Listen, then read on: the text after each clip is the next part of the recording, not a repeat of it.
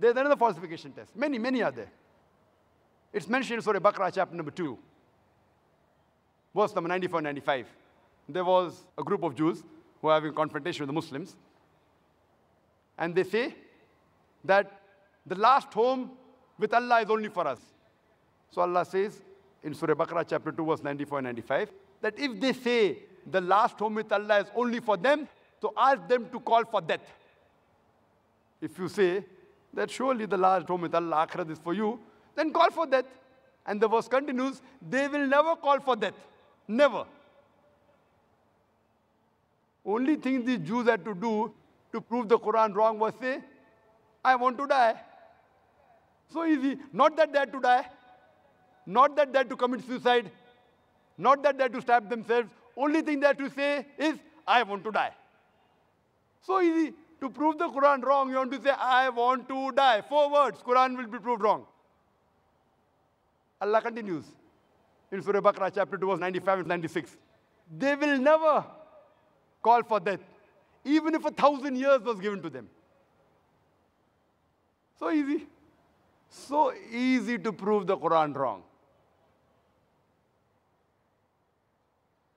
Now, these 2 falsification tests were falsification tests of the past. Now you'll ask me, Brother Zakir, today I want to prove the Quran wrong. How can I prove it wrong today? Can I do it today? Yes, everyone has a chance. Allah says in Surah Ma'idah, chapter number 5, verse number 82, that for the believers, the closest to the believers are those people who say that we are Christians. And the furthest away, the staunchest enemies are those who say we're Jews and pagans.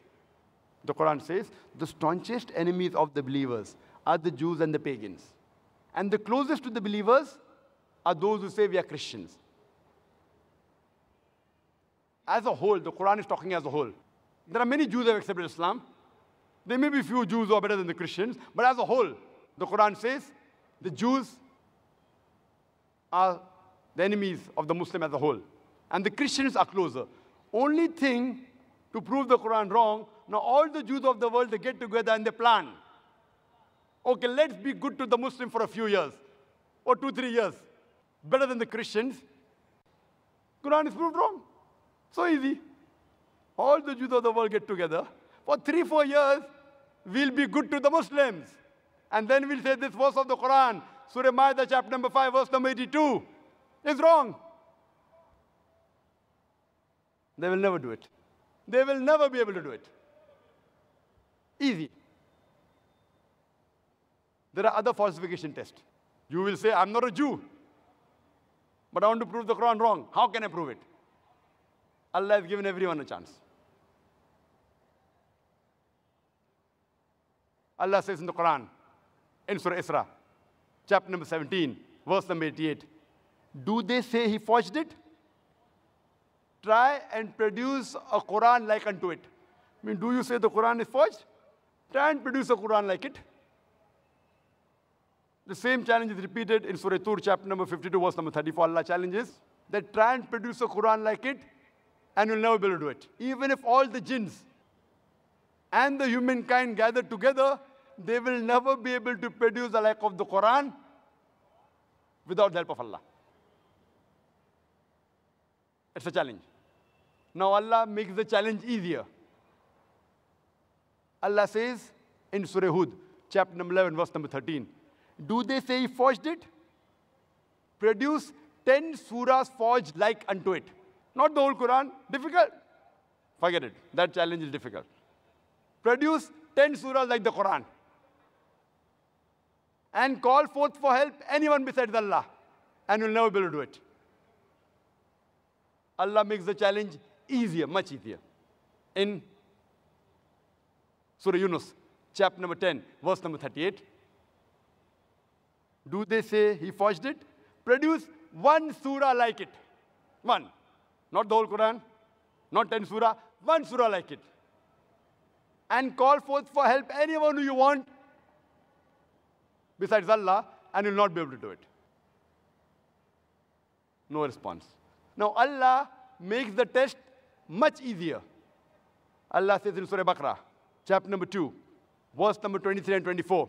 Allah says, وَإِن كُنْتُمْ فِي رَيْبٍ مِّمَّا نَزَّلْنَا عَلَى عَبْدِنَا. And if you are in doubt, as what we have revealed to our servant from time to time, فَأْتُوا بِسُورَةٍ مِّن مِّثْلِهِ. Produce a surah somewhat similar to it. Mim misli. It's not misli. Mim misli means somewhat similar. Not exactly like the Quran. Try and produce one surah somewhat similar to the Quran. Mim misli. Wad'u shuhada'akum min dunillah in kuntum sadiqin. Call forth for help and witnesses. Anyone you want besides Allah, if you speak the truth. فَإِن لَمْ تَفْعَلُوا. But if you cannot, وَلَن تَفْعَلُوا. And of a surety you cannot. And be prepared for the fire whose fuel is men and stones. You will not be able to do it, and of a surety you cannot do it. And be prepared for the fire whose fuel is men and stones. This is a challenge. Try and produce a surah somewhat similar to it. Now you'll tell me, but Nachal, if it is a test, you have to produce a surah in Arabic. So the brother Zakir, I don't know Arabic, so how can I take part in this test? I said, fine. If you have produced a surah like the Quran, it has to be in Arabic. It can't be in English, can't be in French, can't be in Hindi, can't be in Urdu. Many people tried, not that they didn't try. Many, hundreds of people tried, and they failed miserably. They were able to rhyme it, but went away from reality. Many people tried, and many are available in the books. But all of them failed miserably. Now he'll ask me, Brother Zakir, I don't know Arabic. I'm not a Jew.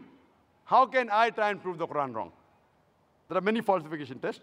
I'll give you one more, where anyone can take part. I started my talk by quoting a verse of the Quran from Surah Nisa, chapter number 4, verse number 82, which says, أَفَلَا يَتَدَبَّرُونَ الْقُرْآنَ وَلَوْ كَانَ مِنْ عِنْدِ غَيْرِ اللَّهِ لَوَجَدُوا فِيهِ اخْتِلَافًا كَثِيرًا. Do they not consider the Quran with care? Had it been from anyone besides Allah, anyone besides Almighty God, there would have been many contradictions. So if you want to prove the Quran wrong, only thing you have to do is take out a single contradiction in the Quran.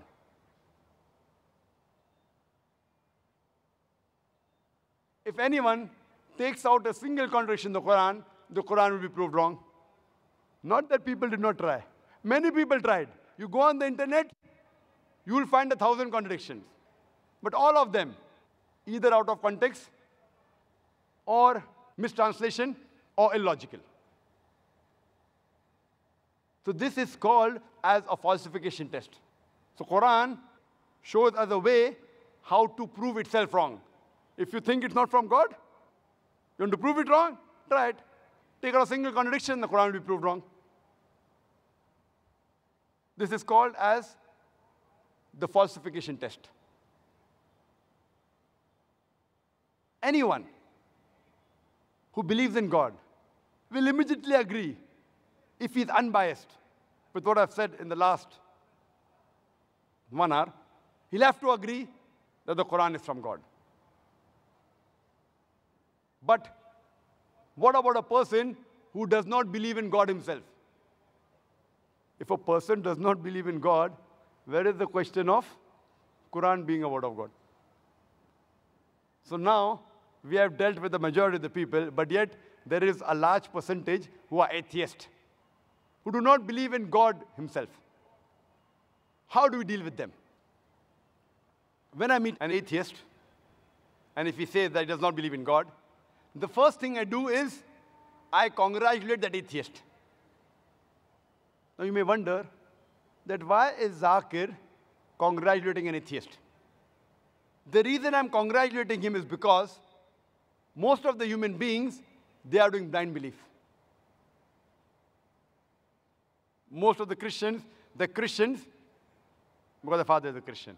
He's a Hindu because father is Hindu. Some of them are Muslims because their father is Muslim. They aren't thinking. This person, he's thinking. He may be coming from a religious background, but he may not agree that the God which his parents are worshipping is worth to be called as God. The reason I congratulate the atheist is because he has said the first part of the Islamic Shahada, Islamic creed, La ilaha, there is no God. The only thing I have to do is prove to him, illallah, but Allah, which I shall do inshallah. To the other non-Muslims, first, I have to prove to him that the God he is worshipping is false. So half the time I waste in trying to prove that the God he is worshipping is false. Here, half my job is done, La ilaha. Only thing left for me is illallah, and then Muhammad Rasulullah. But Allah and Prophet Muhammad, peace be upon the Messenger of Allah. Now this atheist, he rejects God because he has the wrong concept of God. Now anyone who says he does not believe in God, first I'll ask him, what is the definition of God? For anyone to reject anything, he should know its definition. For example, if I say, this is a pen, for you to say it is not a pen, you should know the definition of pen. If you don't know the definition of pen, you cannot say this is not a pen. Is it clear? Do you agree with me or not? If I say this is a pen, for you to say it is not a pen, you have to know the definition of pen. Otherwise, you cannot logically say it's not a pen. There was a smart person. He said, no, Brother Zakir. I know that's a book. So even if I don't know the definition of a pen, I can say it's not a pen. I know it's a book. So why should I know the definition of pen? So I said, fine. Do you know that's a book? He says, yes. I say, this is a kitab. He will say, no, it's not a kitab. He knows the definition of book, but does not know the definition of kitab. Kitab, in Arabic and Urdu, means a book. If I say this is a pen, knowing definition of a pen is more important than knowing what is this.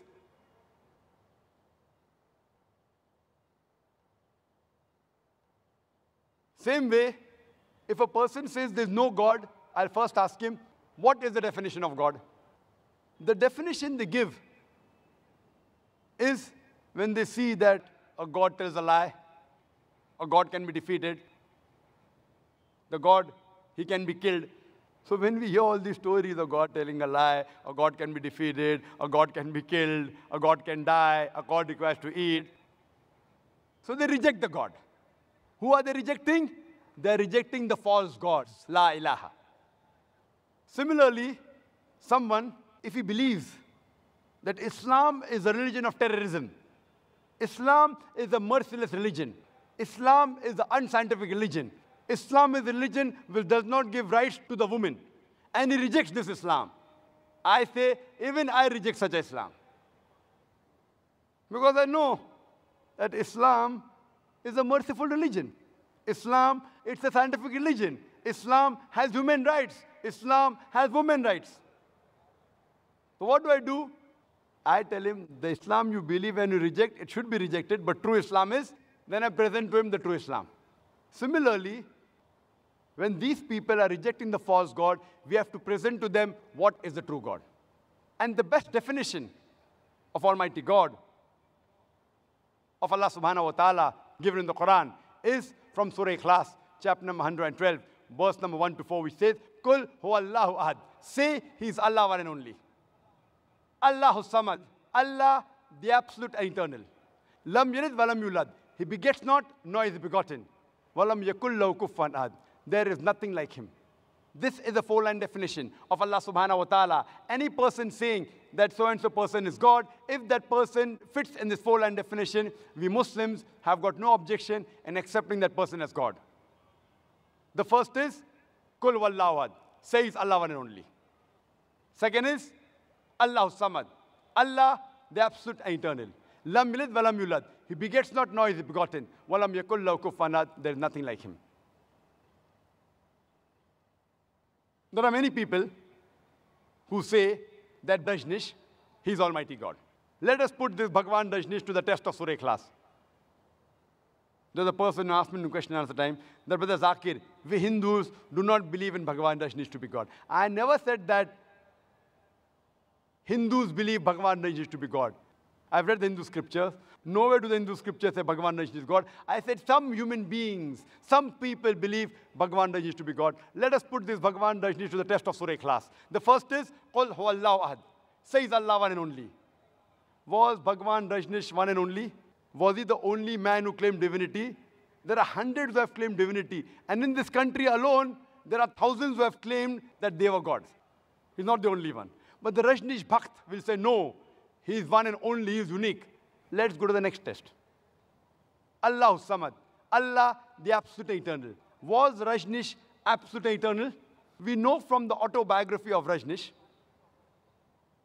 he says that he was suffering from asthma, from chronic backache, from diabetes mellitus. Imagine Almighty God suffering from asthma, chronic backache, diabetes mellitus. Third test is, Lam yalid wa lam yulad. He begets not, nor is begotten. We know Bhagavan Rajneesh. He was born in Madhya Pradesh. And later on, in 1981, he goes to America and takes thousands of Americans for a ride. And in the state of Oregon, he starts his village called as Rajneeshpuram.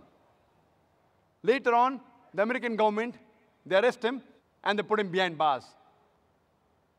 And Rajneesh, he alleges that the American government, they slow poisoned me in the prison.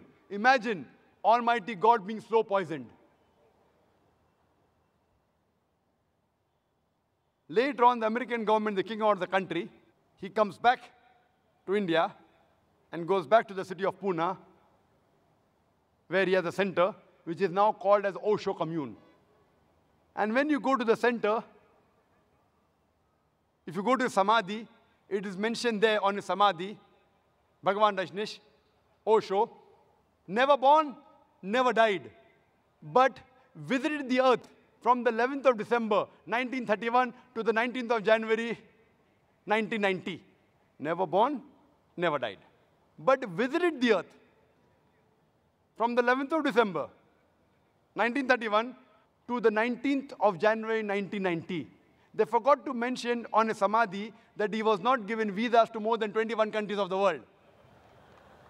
Almighty God coming to visit the world and he requires visas.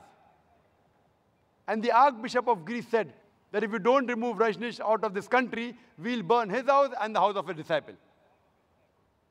And the last test, Walam yakullahu kuffan ad, there's nothing like him, is so stringent that no one besides the true Almighty God can pass. The moment you can compare God to anyone in this world, to anyone in the universe, he's not God. Walam yakullahu kuffan ad, there's nothing like him.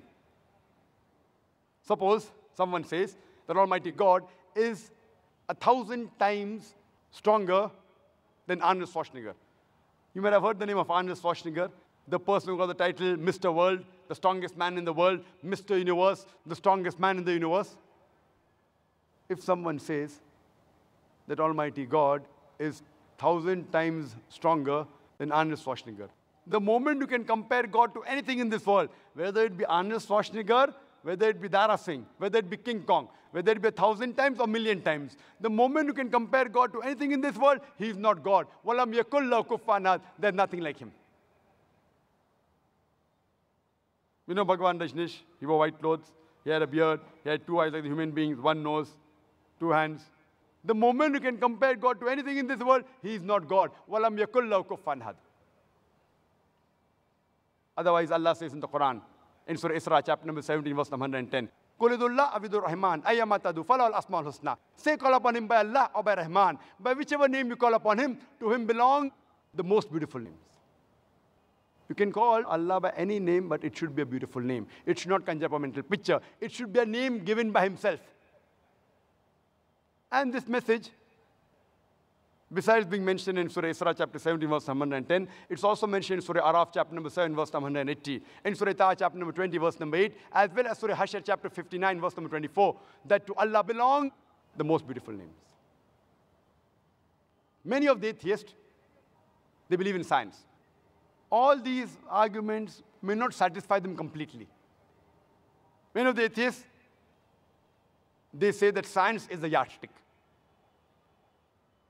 They believe science is ultimate. So let's try and prove to this group of atheists also about the existence of Allah subhanahu wa ta'ala. So if I know that this atheist believes only in science, after congratulating him, I'll ask him a simple question. That if suppose there is equipment, there is a gadget who no one in the world has ever seen, and if that gadget is bought in front of you, and if the question is asked that who will be the first person who will be able to tell you the mechanism of this gadget, that atheist, he may say, after thinking for a while, the first person who will be able to tell you the mechanism of a gadget who no one in the world has ever seen, no one in the world knows about it, he will tell you that the creator of that gadget.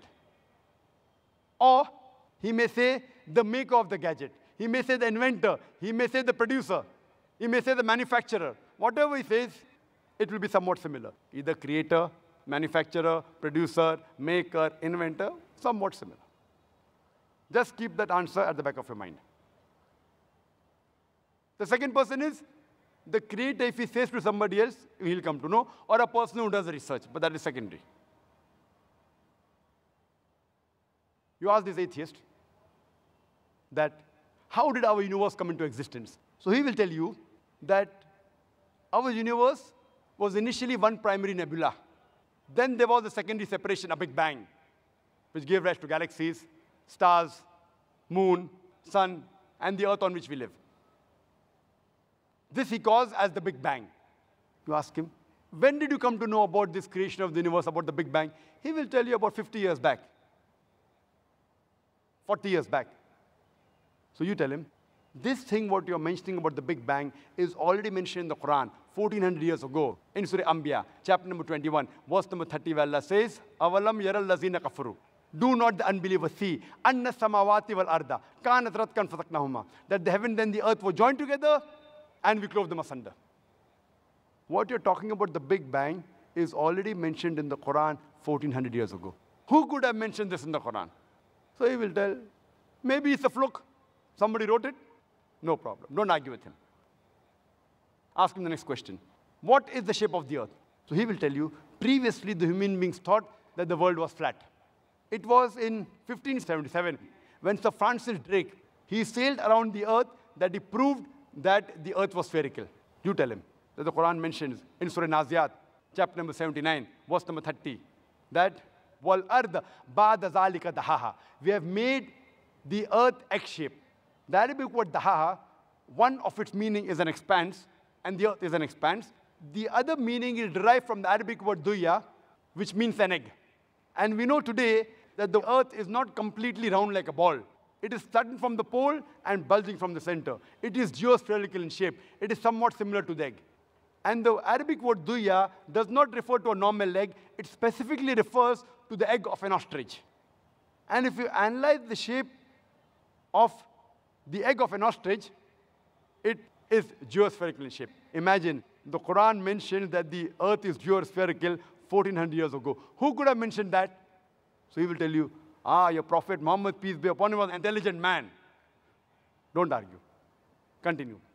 The light of the moon, is it its own light or reflected light? So the atheist will tell you, previously we thought that the light of the moon was its own light. But today we know that the light of the moon is not its own light, it's a reflected light. When did you come to know? He will tell you, we came to know yesterday, 50 years back, 100 years back, 200 years back. Quran mentions 1400 years ago in Surah Furqan, chapter number 25, verse number 61. That blessed is he who hath placed the constellations in the sky, and therein sun, Shams, having its own light, and moon having borrowed light. The Arabic word for sun is Shams. Its light is always described as Siraj or Wahaj, meaning a torch or a blazing lamp. And the moon in Arabic is called as Qamar. Its light is always described as Munir or Nur. Munir means borrowed light, and Nur means a reflection of light. And nowhere is the moonlight described as Wahaj or Siraj. It's always described as Nur or Munir. Borrowed light or reflection of light. Who could have mentioned this in the Quran 14 years ago? Now there'll be a pause. Don't wait for the reply. Continue. When I was in school, I had learned that the sun revolved, but it was stationary. It did not rotate about its axis. The Quran says in Surah Anbiya, chapter number 21, verse number 33, Huwa allazi khalaqa al-layla wan-nahara. It is Allah who has created the night and the day. Wa-shamsa wal-qamar, the sun and the moon. Kullun fi falaki yasbahun. Each one traveling in an orbit with its own motion. The Arabic word yasbahun describes the motion of a moving body. And if it's talking about a celestial body, it means that this sun and the moon, besides revolving, it's also rotating about its own axis. And today science tells us that the sun takes approximately 25 days to complete one rotation. Imagine what I read in school. I finished my school in 1982. Sun was stationary. 1400 years before the Quran says the sun rotates. And my science book said the sun was stationary. Today, it has been incorporated that the sun rotates. You ask him, that who could have mentioned this? There'll be a silent pause. Some critics will say it's nothing great that the Quran speaks about astronomy because the Arabs were advanced in the field of astronomy. I do agree, the Arabs were advanced in the field of astronomy, but I'd like to remind them that it was centuries after the Quran was revealed that the Arabs became advanced in the field of astronomy. So it is from the Quran that the Arabs learned about astronomy and not the vice versa. In the subject of hydrology, when you ask the atheist, that you ask him about the water cycle, he will tell you that the water evaporates from the ocean. It forms into clouds. The clouds move into the interior. It falls down as rain, and the water table is replenished. You ask him, when did you come to know this? He will tell you it was in 1580 when Sir Bernard Palissy, he spoke about the water cycle for the first time. 1580. So you tell him what you came to know in 1580, just hardly a couple of hundred years before. The Quran mentions 1400 years ago. The Quran says the water evaporates from the ocean, formed into the clouds. The clouds move and join. They move into the interior, and they fall down as rain, and the water table is replenished. The water cycle is spoken in the Quran in great detail in several places. It's mentioned in Surah Zumar, chapter 39, verse number 21. In Surah Rum, chapter number 30, verse number 24. In Surah Hijr, chapter number 15, verse number 22. In Surah Mu'minun, chapter number 23, verse number 18. In Surah Rum, chapter number 30, verse number 48. In Surah Nur, chapter number 24, verse number 43. It's mentioned in Surah Naba, chapter number 78, verse number 12 to 14. It's mentioned in Surah Araf, chapter number 7, verse 57. In Surah Raj, chapter number 13, verse number 17. It's mentioned in Surah Furqan, chapter number 25, verse number 40 and 49. It's mentioned in Surah Yasin, chapter number 36, verse number 34. It's mentioned in Surah Fatir, chapter number 35, verse number 9. It's mentioned in Surah Jasha, chapter number 45, verse number 5. In Surah Qaf, chapter number 50, verse number 9 and 10. It's mentioned in Surah Waqia, chapter number 56, verse number 67 to 70. It's mentioned in Surah Tariq, chapter number 86, verse number 11. I can go on and go on and go on, quoting only the verses in the Quran which speak about the water cycle only.